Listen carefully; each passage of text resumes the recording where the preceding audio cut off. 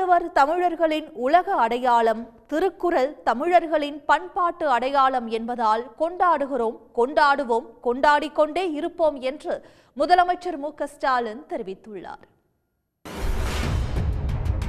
முக்கடல் சூழும் குமரி முனையில் திருவள்ளுவர் சிலை வெள்ளி விழாவையொட்டி திருக்குறள் கண்காட்சியை முதலமைச்சர் மு.க.ஸ்டாலின் தொடங்கி வைத்து பார்வையிட்டார்.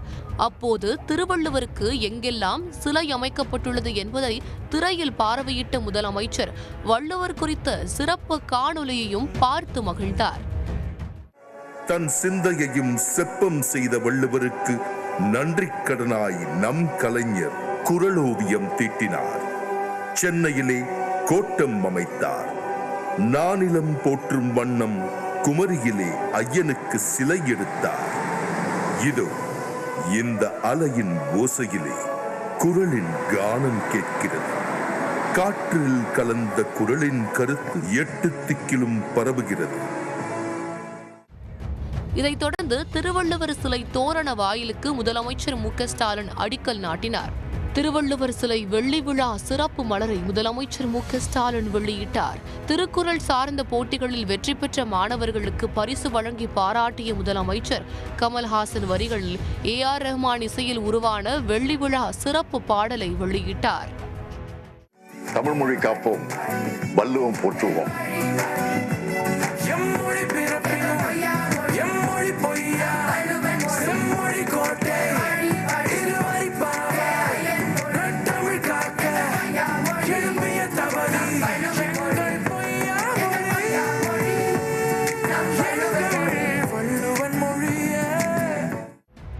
விழா மேடையில் பேசிய முதலமைச்சர் மு.க.ஸ்டாலின் வள்ளுவர் சிலை தொடங்கி கலைஞர் செய்த சாதனைகளை பட்டியலிட்டார். வள்ளுவர் தமிழின் உலக அடையாளம், திருக்குறள் தமிழர்களின் பண்பாட்டு அடையாளம் என கூறிய முதலமைச்சர் அதனால்தான் வள்ளுவர் சிலை வெள்ளி விழாவை கொண்டாடுவதாக தெரிவித்தார்.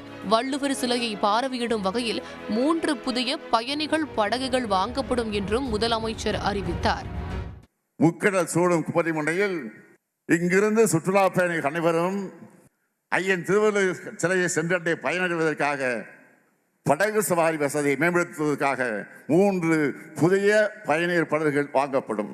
முதல் படகுக்கு தியாகத்தின் உருவாகி தொண்டின் கருவாகி தமிழ்நாட்டின் வளர்ச்சி அடித்தளமிட்ட பெருந்தலைவர் காமராஜர் பெயரும், 2ஆம் படகுக்கு தென்குமரியை தமிழ்நாட்டுடன் இணைக்க வலியுறுத்தி போராடி சாதனை படைத்த சாதனையாளர் மார்ஷல் நேசமணி பெயரும், 3ஆம் படகுக்கு கனடாவில் பிறந்தாலும் கண்ணீர் தமிழ் வளர்த்து வரும் திருக்குறளை மொழிபெயர்த்தும் தமிழ் இலக்கண நூலை எழுதியும் அழியா படைப்புகள் அளித்த G.U. போப் பெயரும் என 3 பெயர்களும் அந்த படகுகளுக்கு சூட்டப்படும்.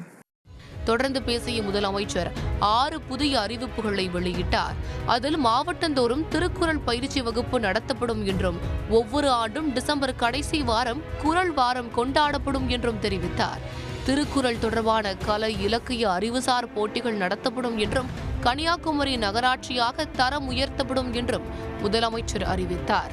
முன்னதாக வள்ளுவரின் பிரம்மாண்ட சிலை, வள்ளுவர் கோட்டம், குறளோவியம் அடங்கிய நினைவு பரிசை முதலமைச்சருக்கு அமைச்சர் சாமிநாதன் வழங்கினார். இதேபோன்று துணை முதலமைச்சர் உதயநிதி ஸ்டாலினுக்கும் நினைவு பரிசு வழங்கப்பட்டது. உடனுக்குடன் செய்திகளை தெரிந்து கொள்ள சன் நியூஸ் பெல் ஐகானை கிளிக் பண்ணுங்க.